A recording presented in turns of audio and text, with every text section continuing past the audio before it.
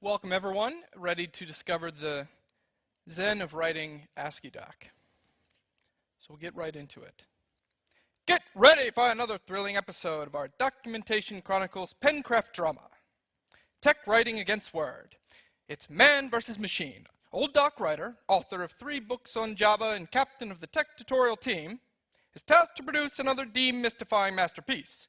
Just around the next turn, a glitchy, cumbersome word processor lies in wait. Well, old fella, it's time for me to get writing again. I've got my notes on the left-hand side and my bourbon on the right. By morning, I should have this manuscript licked good. Taking a swig of his drink, he gets down to business.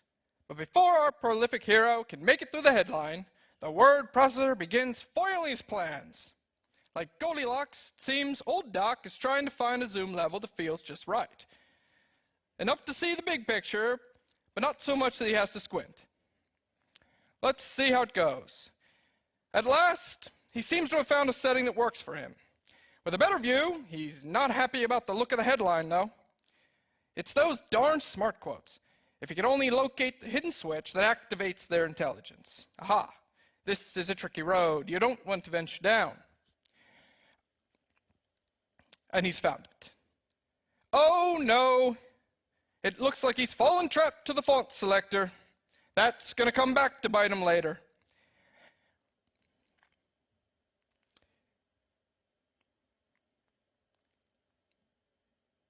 Oh no, but it could be sooner, based on the way that he's chomping through these menus. Having had enough with the fiddling, he's finally getting down to the content. Oh, look at that. The tool's anticipating his next word. But it doesn't seem to want to give it up. Annoyed by this taunting, Doc meanders again through the labyrinth of cascading menus to find reprieve. It's stop and go and back at the helm as he lashes back and forth between writing and formatting and writing and formatting. Each setting seems to trip him up. Distraction just doesn't seem to be something Doc can avoid today, if he can tame it. On to the first section. He's fallen victim once again to the font selector. This could be trouble when he's in the editing process.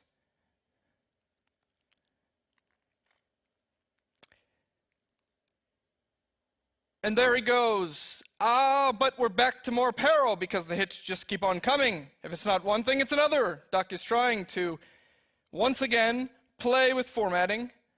He sees he's got links, he's got bullets. Well, we might have to take this opportunity to hear from our sponsor while he fiddles around with the bullets.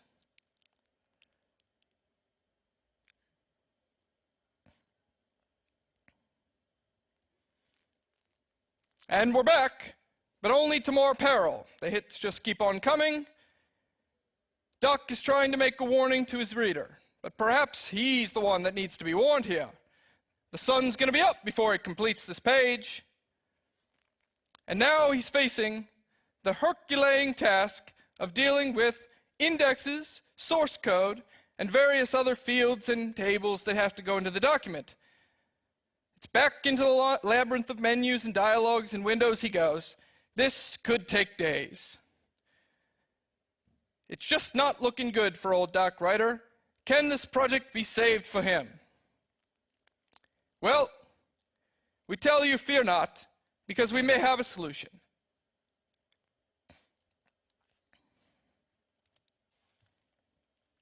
This is a job for AsciiDoctor. Get prepared for some real action now. First, our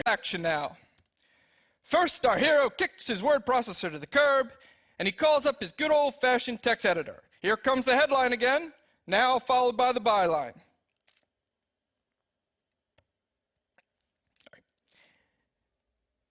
Let's throw in a talk for extra credit and a few icons to make it pretty.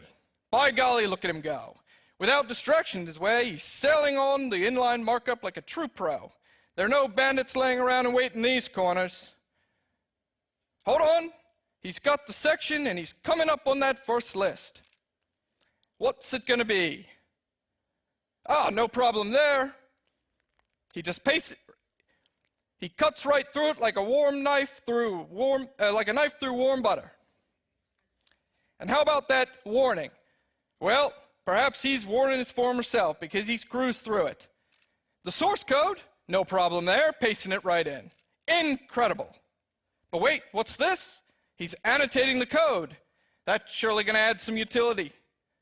So there you have it, folks. Thanks to AsciiDoc, our hero has discovered writing Zen.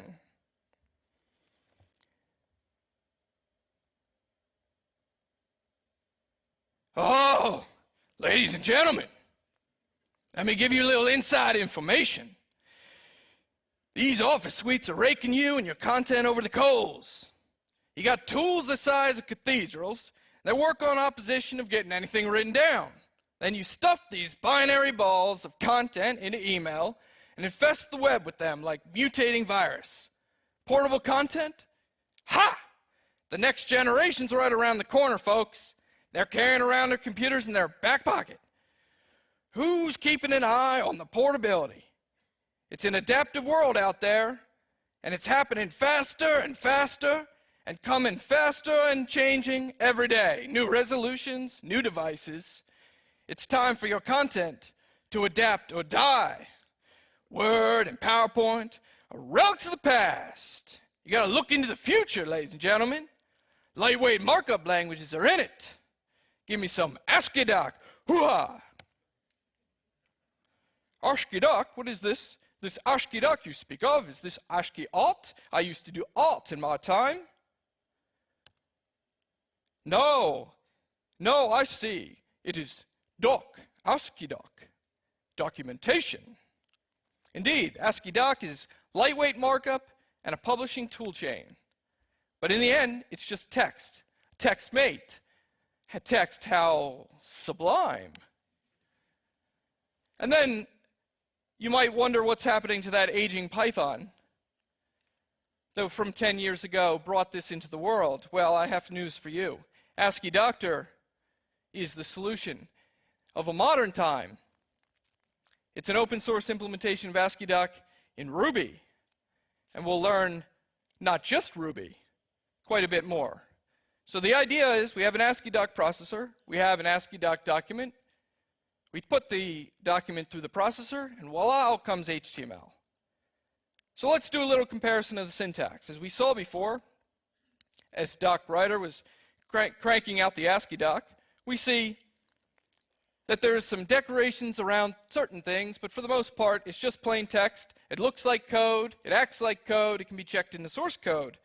Revision control, just like code. This is something that developers can talk about. Let's look at Markdown. Here we go. I've noticed that you've got some HTML in your Markdown. Well, that is true. Markdown breaks down after a bit of time. But nonetheless, still in the spirit of AsciiDoc, let's take a look at what perhaps some of your systems are written in, that good old DocBook. Here's the first 2 lines of the AsciiDoc file. The first 2 lines are a bunch of cruft that has nothing to do with your docs. The third line just gets started, and the first line of the AsciiDoc just spills out over this entire page. But it keeps on going, like the Energizer Bunny. Here's the preface, buried somewhere in there. Empty tags of meaningless content. IDs that have to be hard-coded in. But my personal favorite, the itemized list, because surely the stars aren't going to cut it for us. We need lots of tags to represent something as simple as that. And it goes on and on. Ulinks, if it means anything to anyone. Simple paragraphs. What's it going to be?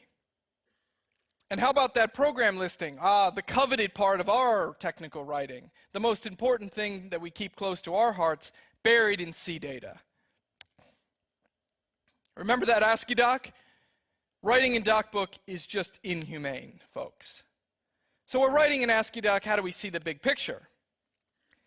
Well, we've got a lot of different ways we can go about it. If you're just interested in your structure, we can use some features called C tags, and C tags will go through and they'll create a structure. And on the left-hand side, as you saw in Doc's session, he had the sections going on the left. You could double-click on one of these sections, and it'll bring you to that point in the source code. So you have the high-level overview on the left, and you get your syntax highlight code, because we, of course, must syntax highlight everything. So we can have that to our heart's desire. But once we render it to HTML, this would be something that we would lose all of this structure. So fortunately, once we run it through the processor, we have a chance to manipulate what happens. We see that it builds a document abstract syntax tree, not too different from our source code, there where we have classes and methods, and so on and so forth. And so you can see that once you load the document, you have the ability to manipulate that document. And that's one of the big features of AsciiDoctor, is that it allows you to have your own extension points. One of those, and the most important, closest to the early uses of the tool, are going to be backends. So what can it make? We have this tree. What can we make from that tree? Well, HTML is a natural start point, but that's not it. We can go ahead and create all that DocBook. Now just something of an assemblage in the build process. And you can tap into the DocBook toolchain, which I'll show an example of. From there, you can do PDF. You could go to the Java-based library FOP, or you can go to DB LaTeX. We could do ePub, Mobi. We can do slides like this deck. We could do man pages. And most important, anything you want. You have the ability to plug in your own backend. So the HTML that you get is not the HTML that you have to have. You can create whatever you want. Let's just look real quick at something of a sample of an extension. So we have, let's say we want to be able to push a file tree into our documentation. Now we could try to represent that by hard coding it all in, but a file tree is bound to change. And if you're showing the file tree of a particular sample project, wouldn't it be best if you could just overlay this into your doc when the doc is built? So we have a macro, and the way that a macro is done in AsciiDoc is that we have a name for the macro, and then we have a target, and then what's inside the brackets would be attributes, not too much like an XML tag, except you don't have to deal with the angled bracket part. You register the block macro with AsciiDoc. You say that it's a block macro, and you're going to respond to the name tree, and you want to have a processor. And here's our processor, quite simple. It receives, in the parsing process, which is an important thing, this callback. So this isn't something that's duct tape onto the end, a G-sub, regular expression, search and replace kind of thing. You're in the context of the document. You know that this is a part that you should be rendering. This is a part that you have access to the certain section. Okay, so we execute the tree command from the command line. Now, surely we would want to add maybe some security into this, but for demonstration purposes, we've kept it quite simple. Now, check this out. We can create a new block. So we're going to actually create new content and put it back into the tree. Content that wasn't there before. By putting in new content and not returning the actual original content, we'll be actually replacing that macro. And so we say that it's a listing block that is of a verbatim content model, and we give it the source and a couple of the attributes we pass through. And then we'll have a tree in our document. Ruby. Maybe turn some of you off. Keep in mind, Ruby runs on the JVM. And this is a beautiful thing. So AsciiDoctor.java encapsulates the runtime of AsciiDoctor inside of a jar file. You can get it from Maven Central. You can pull it into your Gradle or your Maven build, or you could just call it manually from its own command line, which mimics the Ruby command line. So you do not need Ruby to run this at all. You just need Java. The way that it works is that, unlike before, the process looks slightly more complicated, but this is just for demonstration purposes. So we have the AsciiDoc document. You invoke the AsciiDoctor Java API. It is a regular interface, a Java interface. There's nothing special about the interface. You invoke that. You can invoke it from Java code, or you can invoke it from the command line. You can call the command line, which ultimately calls this. Underneath the covers, JRuby is bootstrapped in a pooled way. And somewhere down below is the AsciiDoctor source code. Now, the AsciiDoctor gem doesn't depend on any library, so it's just pure Ruby code. So it's quite fast. And then you get an HTML document out. The important part is this transparently invokes Ruby. So you don't have to worry about the fact that you have to install Ruby. The build plugins that we have as part of the project are built using AsciiDoctor.js. So they ultimately call out. So here's an interesting thing. We have the Gradle plugin. The Gradle plugin is written in Groovy. Groovy calls Java. Java calls Ruby. And we have a fun little polyglot environment going on here. Lots of possibilities. Now, the other thing about the AsciiDoctor Java integration is that we can write that extension in Java. We can also write that extension in any language that runs on the JVM, so long as it's bootstrapped as part of whatever process is that's calling it. So if you had Scala, you would need Scala jar or something like that. But you can write in any language that's on the JVM. This is a truly polyglot way of approaching documentation. Of course, as Jeff Atwood points out, any application that can be written in JavaScript will eventually be written in JavaScript. Of course, emulated in some way. AsciiDoctor.js, I introduce you. Opal is an amazing little tool. Opal is a Ruby to JavaScript cross-compiler. So what it does is it reads the Ruby code, and it re-implements all of the methods by calling native JavaScript. How heavy Opal is, it's a simple bootstrap that's smaller than jQuery. That encapsulates the entire Ruby runtime. But which is kind of a funny thing, because the Ruby runtime is really the JavaScript runtime. The languages are similar enough that all of the core types are actually JavaScript types. So once it gets running, and it identifies all the custom classes that you wrote as JavaScript classes, internally it's running pretty much at optimum speed. And of course, we'll continue to experiment with how fast we can make it run. But already, just to give you an idea, it runs at only about 25% extra time from Ruby itself. So it's running pretty darn fast. We take that gem, we run it through this Opal Ruby JavaScript compiler, and we get AsciiDoctor.js out. That's basically how it happens. One day, who knows, we could have a native implementation, but if this performs well enough, what would be the point? All right, so you check in your AsciiDoc on GitHub, and guess what? It renders, just like Markdown. So here's an example of the document that DocWriter was working on, rendered in GitHub. Now you notice that the title's missing, and the warning block is kind of weird, and we don't have syntax highlighting. Oh, don't worry. We can solve that problem. One way would be to wait until GitHub upgrades. Another way is just to fix GitHub ourselves. So there's a plugin, there's a application called DocGist. DocGist uses AsciiDoctor.js. And what it does is it makes an invocation out to GitHub or Dropbox or gist.github.com, and it pulls the raw source code into the browser, and it renders it using AsciiDoctor.js. So any URL on GitHub that is a URL to an AsciiDoc document, you can go and plug it into here and it'll render. Since we have a few minutes, let's just play with that. So let's go out to GitHub,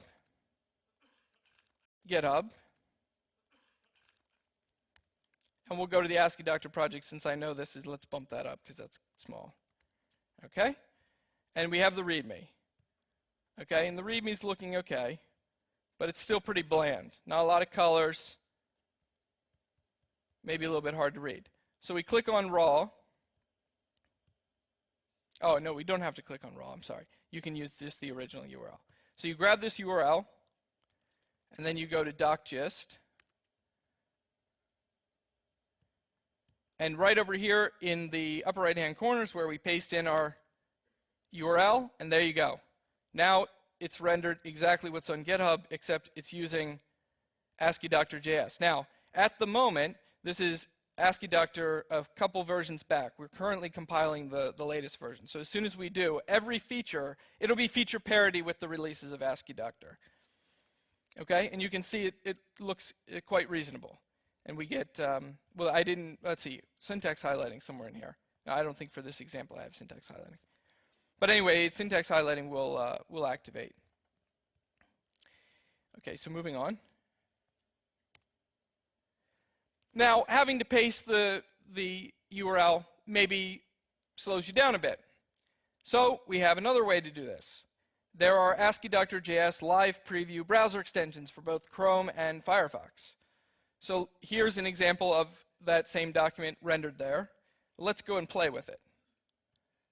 So here I have a more fleshed out version of the example that DocWriter is working on, perhaps the final version. And this is on a local file. If you look at the URL, it begins with file.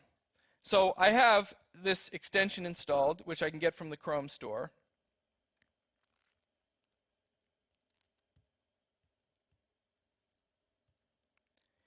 Getting quite a number of nice reviews for its utility. So we hit the A button here, and voila, we have the rendered version of our document. Now the nice part about this is that if we're editing over here,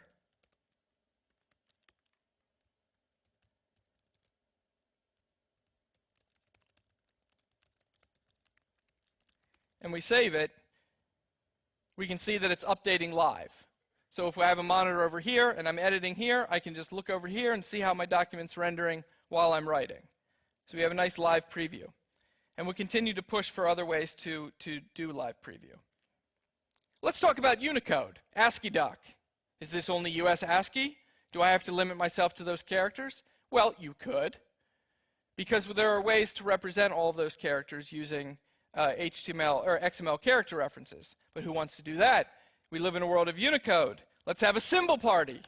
All right, well, so we can make a little Twitter bird. We can make a plane, a snowman. And what's this down here? A math formula. Indeed, we integrate with MathJack, so you can type any math formula inside of a math macro, and it'll render quite nicely in the browser. In fact, when you right-click on it, if I can do that from here, I haven't tried it in the presentation. Let's see.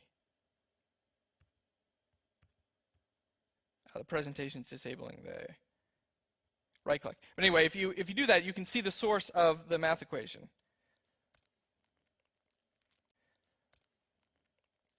Now, what about look and feel?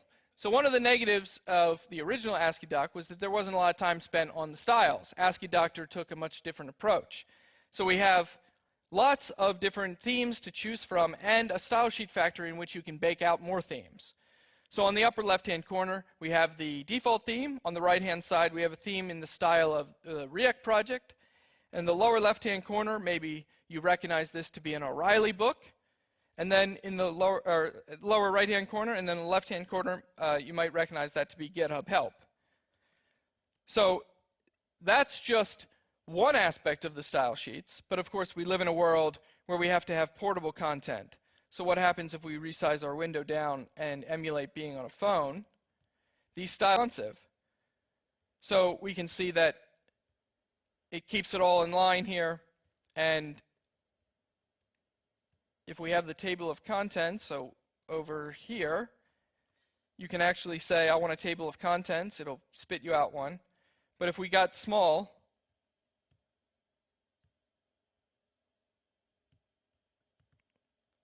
then the table of contents will go right at the top of the document. So it's going to respond. It's a nice responsive style sheet. And there will be improvements, of course, but it's a good start. So we encourage you to drop the angled brackets, but not the semantics. Because in the end, it's just text, but it can be structured text nonetheless. So experience your writing zen with AsciiDoc.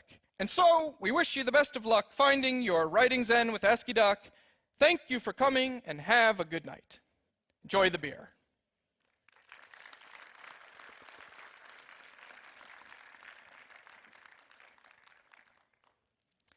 If there are any questions, I have a couple minutes. Yes, in the middle here.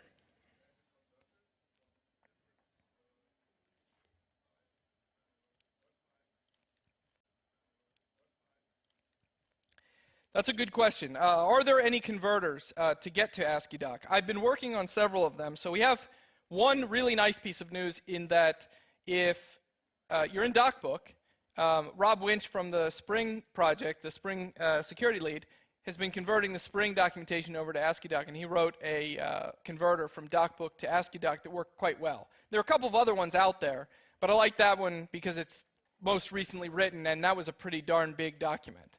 Just to give you an idea, that user guide is 60,000 lines of documentation. So there's some converters, and we'll continue to work on more. That's one of the big things that I'll be focusing on in the next couple of months, because I have a lot of content that I need converted. And once you write one, you have the framework to write more. So those should come quickly, and we'll be hosting those in the AsciiDoctor project. So if you go to AsciiDoctor.org, you can follow along. Just to give you one quick preview, I forgot to show two things since we have some time. First of all, if I just run AsciiDoctor, just to give you an idea of how fast this processor is, there you go. That was it. So if I run that on the Spring user guide, 60,000 lines, it runs in 2 seconds. If you were to run the original AsciiDoc, it takes 1.5 minutes. So that's about how fast it is. We can also generate PDFs. I put together a script called FOPub. And FOPub basically uses Gradle to, all you need is Java. You need anything more, just Java. It downloads all the DocBook stuff, all the dependencies that you need, the XSLT processors, runs the generator script, and out comes a PDF. So we'll do that now on this, this full sample that AsciiDoctor generated of a DocBook. So there's the typical FOP noise there. And then we open up, and here we go. We've got a PDF document, and it looks very much like this default style sheet in AsciiDoctor. You get your table of contents, images will work just fine. You have your admonition callouts. You even get syntax highlighting in the source code in your PDF. We set all that up. And you can see it does here Ruby, and here it's doing XML. And even does an index. So index, you just surround words, double brackets, double round brackets, so you can get an index. Okay, so any other questions?